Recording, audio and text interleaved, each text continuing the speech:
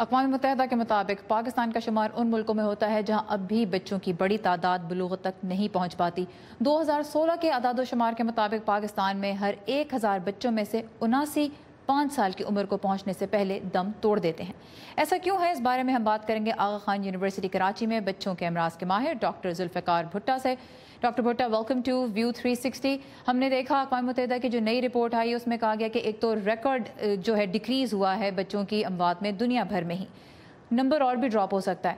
پاکستان میں سکسیس تو ہوا اس حوالے سے، لیکن ابھی بھی کیا ایشوز ہیں جن کی وجہ سے پاکستان ہائر مورٹیلٹی ریٹ والے ملکوں میں آتا ہے؟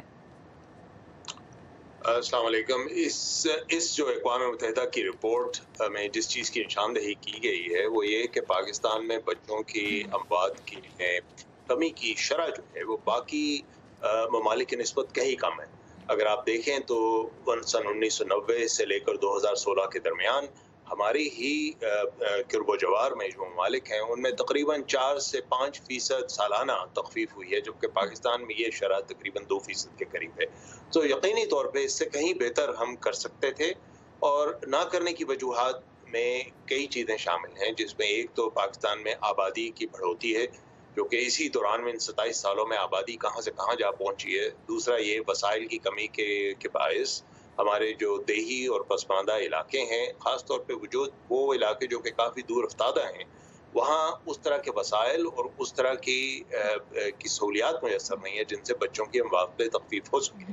تو وسائل کی کمی، ٹھیک ہے جی، میں آپ سے یہ جاننا چاہوں گی کہ وسائل کی کمی ہم جانتے ہیں پاکستان میں ہاسپٹلز کی جو صورتحال ہے، اب تو سوشل میڈیا پہ بھی بہت شیئر کیا جاتا ہے۔ یہ بتائیے کہ جب لوگ آپ کے پاس اپنے بچے کو لے کر آتے ہیں تو عام طور پہ آپ کیا دیکھتے ہیں، کون سی ایسی غلط فہمیاں ہیں والدین کو جن کے سبب بچے مزید مشکل کا شکار ہو جاتے ہیں، بیمار ہو جاتے ہیں یا بالکل موت کے منہ میں جانے والے ہوتے ہیں؟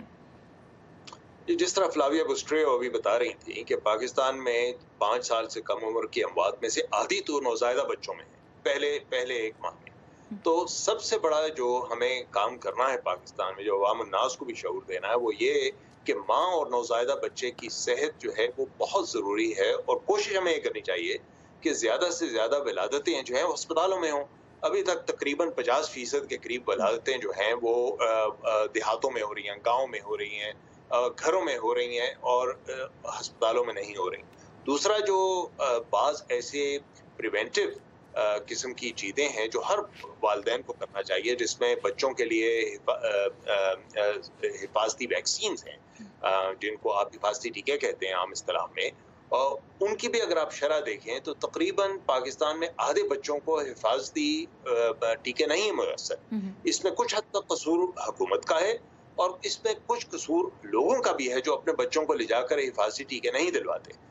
اور اگر آپ دیکھیں تو ایک بنیادی چیز جو ہمارے ملک میں بچوں کی اموات کے پیچھے ہے، وہ بریسٹ فیڈنگ یا ماں کا دودھ نہ دینے کی وجہ سے۔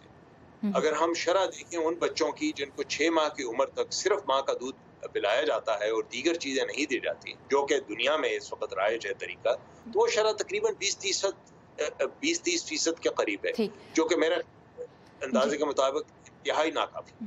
آپ نے حفاظتی ٹیکوں کی بات کی، ان پہ بہت زور بھی دیا جاتا ہے، اچھی غذا کی بات کی جاتی ہے، اچھی صحت کے لیے ضروری ہے، لیکن پاکستان میں بہت سے خاندان شدید غربت کا سامنا کر رہے ہیں، وہ کیا کر سکتے ہیں؟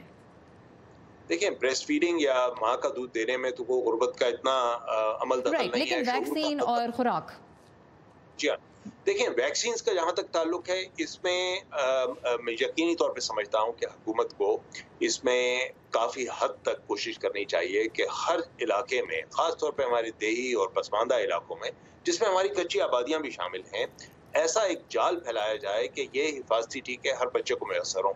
خوش قسمتی سے اس وقت پاکستان میں ہر وہ ویکسین سرکاری اداروں میں موجود ہے جو کہ دنیا کے بڑے بڑے ترقی یافتہ ممالک میں دی جاتی ہیں بچوں کو، جس میں نیمونیا کی ویکسین ہوگی، جس میں اسہال کی ویکسین ہوگی۔ اب یہ ویکسینز دینے کے لیے ضروری یہ ہے کہ ایک تو ہمارے پاس ویکسینیٹر ہوں، دوسرا یہ کہ اگر ماں باپ اپنے بچوں کو لے کر جائیں ایسے ویکسینیشن سینٹرز میں، تو وہاں یہ نہ ان کو دیکھنا پڑے کہ جی آج ویکسین نہیں، آپ کل آئیے، یا اس وقت ویکسین میسر نہیں ہے، آپ شام کو آئیے۔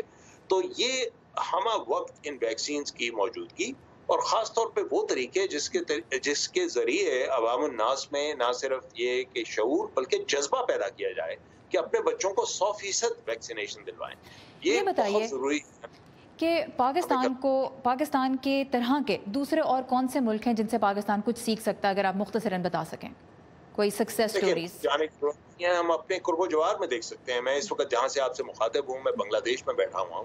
جب بنگلہ دیش وجود میں آیا تھا، اس وقت بنگلہ دیش میں بچوں کی شرح اموات پاکستان یا ویسٹ پاکستان کی نسبت کہیں زیادہ تھی. آج یہ دیکھیے، آج ان کی شرح، نیپال کی شرح بچوں میں اموات کی تخفیف کے مطابق دنیا کے بہترین ممالک میں شامل ہوتی ہے. اور انہوں نے یہ کس طرح کیا ہے؟ اس واسطے کہ انہوں نے توجہ دی ہے بچوں اور ماؤں کی صحت پر. انہوں نے اپنے محدود وسائل کے باوجود پروگرام ایسے نافذ کیے ہیں کہ جس میں حکومت کے ساتھ ساتھ نان گورنمنٹل آرگنائزیشنز شامل ہوں، جہاں کے لوگوں میں شعور دلوایا جائے. اور خاص طور پہ تعلیم پہ جب تک زور ہوگا، یہ ساری چیزیں واپس خود بخود آئیں گی. اور یہ ایک ایسا ایشو ہے جس پہ گورنمنٹ، غیر سرکاری ادارے اور جو والدین ہیں، خاندان ہیں، ان سب کو ایک دوسرے کے ساتھ مل کر کام کرنا ہوگا. ڈاکٹر بھٹا، آپ کے وقت کا اور جو معلومات آپ نے ہمیں دی ان کے لیے بہت شکریہ.